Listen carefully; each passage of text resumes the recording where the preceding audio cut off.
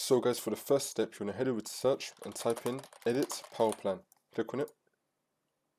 And now once you're on this, you want to click on change advanced power settings. And now this will come up. And now you want to scroll down and then you want to expand sleep. And now you want to expand allow wake timers. And now you want to set this setting to disable.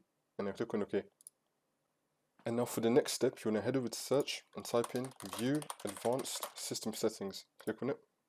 And now once you're on this, you want to make sure you're under the advanced tab. And now under startup and recovery, you want to click on settings. And now you want to untick automatically restart and then click on OK. And click on OK again. And now for the last step, you want to head over to search and type in device manager. Click on it. And now once you're on this, you want to expand mice and other pointing devices. And then you want to find your mouse. You want to right click on it and then click on properties. And then you want to click on power management.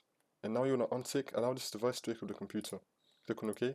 You also want to do the same thing for keyboards as well. So you want to expand keyboards, and then for every keyboard you have, you want to do the same thing. So you want to right click, properties, power management, and then you want to untick allow this device to wake up the computer.